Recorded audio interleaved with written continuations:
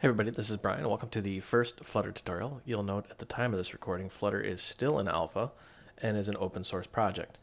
Now, version 2 is coming very soon, and I'm going to try to adhere to version 2 so that going forward this tutorial set remains relevant. So first off, what is Flutter? Well, it is a mobile app SDK that helps you build pretty beautiful applications very quickly. There is an actual really nice fact in here that you should read and get accustomed to is what is it? Who uses it? What's it for? Answer some general questions right now. It's really designed to make mobile programming not suck. If you've ever tried making a mobile program cross-platform, you've had just a major headache. Who's it for? Developers of all walks of life, but mainly people targeting mobile development. Flutter is built upon a language called Dart, which is a new language, which I believe, somebody correct me if I'm wrong, was actually developed by Google, or at least had a lot of Google backing. Google depends on Dart to make very large apps. You can see that there. So this has a few distinctions from other mobile frameworks. Um, you can build cross-platform, and this Hacker Noon article, I'm not going to steal all their thunder, but what's really differently is you have, OEM SDKs where you have native code that runs on a specific platform. For example, an Android app will not run on iOS. iOS will not run on Android. You have web views, which are kind of like I want to say a hybrid, where you have like Cordova, Ionic, et cetera, where you have a JavaScript application that communicates with a bridge, which actually communicates with the hardware. Then you have what are called reactive views, where you have JavaScript, which communicates with a bridge, same thing, talks to the hardware. What's different about Flutter is the Flutter SDK is really the only SDK out there that doesn't really use a JavaScript bridge. And it's actually very quick, very easy. I want to say very expressive, and I want to say easy to learn. We're going to find out. I'm currently building my own Flutter project, so I thought it would be nice to do these tutorials as I go. As you can see, it's built a little different. You have your native code, which widgets are rendered, and you have platform channels, which communicate with the hardware. There's no JavaScript layer here. Um, we will have to learn Dart programming, so the first few set of tutorials out of this whole series will be nothing but Dart code. Um, if you are a veteran programmer, Dart is very quick and easy to learn. If you are a new programmer and this is your first language, don't worry. I'm going to step you through this, but we will move at a pretty quick pace. So if you need help, definitely go out to my website, go in contact, and be sure to join the Voidrum's Facebook group. There's 1,700 programmers out there who can help you. And I should note that the source code for this and all tutorials will be out on GitHub. There's a link to my GitHub repository out on voidrums.com. All right, so first thing we need to do with Flutter is actually install it. So we're going to select our operating system. I'm on Linux. I have Mac OS and Windows, and I gotta say they're all just dead simple to install. The first thing we'll need to do is actually make sure we have the system requirements. Do I have X number of space? Am I running this platform? Do these commands actually work? Yes, they do on my case. So without further ado, we're going to get this. Make sure I don't already have it installed. I do not. But you can see I already have Android Studio installed. I'll be developing on Linux.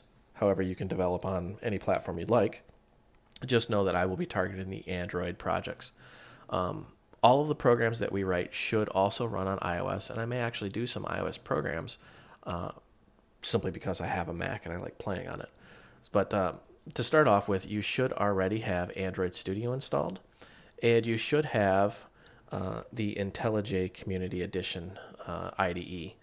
Now, when you go to IntelliJ, or I'm sorry, JetBrains.com, and you go to download IntelliJ, there's a couple different versions. Ultimate Community. You want Community because it's free. Um, I'm not deterring you from buying it. You can go ahead and spend money, but I will be using the free version. That way people all over the globe without any money can follow these tutorials. All right. So back to what we were doing here. First thing we need to do is actually grab the code. So we're going to just copy that, paste it in there. And if you have no idea what this is doing, we're using a program called Git, which will clone the source code or the repository from GitHub, and that's the actual link to where we're going.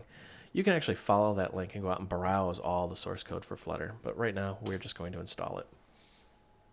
And this will take just a moment to download. Once this is done, you're going to want to actually set your path, and it walks you through here step by step. Now, notice this command is only a temporary workaround. You're going to want to follow the directions for your operating system to make it permanent. See, what happens is if you just do this and nothing else, when you log off and log back in, it suddenly doesn't work. To test this, we're going to do Flutter Doctor. Not Fluster, Flutter Doctor. I have got this wicked cold, and it is just messing with me. These cold meds are just making me really loopy. All right, so you notice the first thing Flutter Doctor is doing is downloading the Dart SDK. So if you're working with Dart, know that Dart is a language in itself, and while this is downloading, I'll just discuss Dart a little bit. Dart is a full-blown language. It's not just for Flutter. You can actually use Dart to create web programs, mobile, and a Dart VM or console server applications. My hope is that someday they will actually put like I want to say like a desktop GUI over this, sort of like C++'s Qt, where you have, buttons and list views and things like that for desktop applications. I think that would just be amazing. So let's check on this. As you can see, it's downloading the SDK, it's building the Flutter tools, and downloading all the other little things that it needs to run. And at the very end, you get this scorecard. Now, if you don't have checkboxes next to everything, you're going to want to investigate what's wrong. And most of the time, it'll tell you flat out what you need to do. That's what I love about Flutter Doctor. So if Flutter ever acts a little screwy and you think it's not working right, just run Flutter Doctor and see what it has to say. Generally, you're going to get an output like this. Flutter on whatever operating system. You have the Android toolchain. On iOS, you'll see both the iOS with Xcode and Android. You have Android Studio with a specific version. Now, when I say specific, it should be newer than a certain version. And it tells you the Java OpenJDK runtime and the IDE. Now, notice how it says Flutter plugin, Dart plugin. You probably will not have those. And what we'll need to do is go into IntelliJ.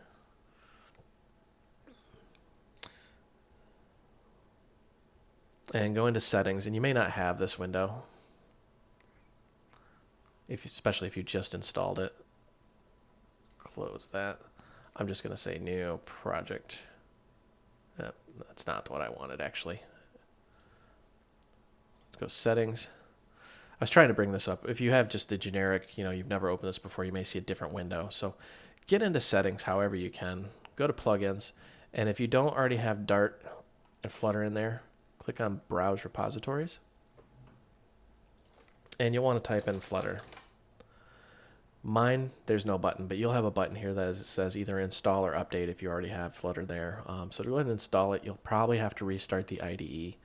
And you'll know that it's fully working when you see it in here, and when you can say File, New Project, and there is a Flutter and or a Dart icon here. So to begin our applications, I will actually be working with Dart. Notice how the Dart SDK is actually inside of Flutter. So go ahead and set up the Dart plugin for your IDE, and don't worry about this Dartium. Honestly, I'm not really sure what Dartium is. I think it's like kind of a help binding. But we're just going to be working with the raw SDK at first to learn the Dart language, and we'll be using console applications. Then, when we get into more complex apps, we'll actually be switching over to Flutter. So, what we have here is just a generic hello world kind of thing. As you can see, there's a lot of folders. You have an IDEA folder, you have Android folder, an iOS folder, a lib with main.dart. Main.dart is actually the index or entrance file. Basically, you need the main function inside of main.dart to run your application. And we're going to go over all this stuff in future tutorials. So if this looks really crazy, don't worry about it. We're going to cover it. So to recap, you're going to want to download and install Flutter. You're going to want to get a little familiar with the Dart language page. We're going to actually be going over the language tour. Or maybe if I can find it, cold medicine.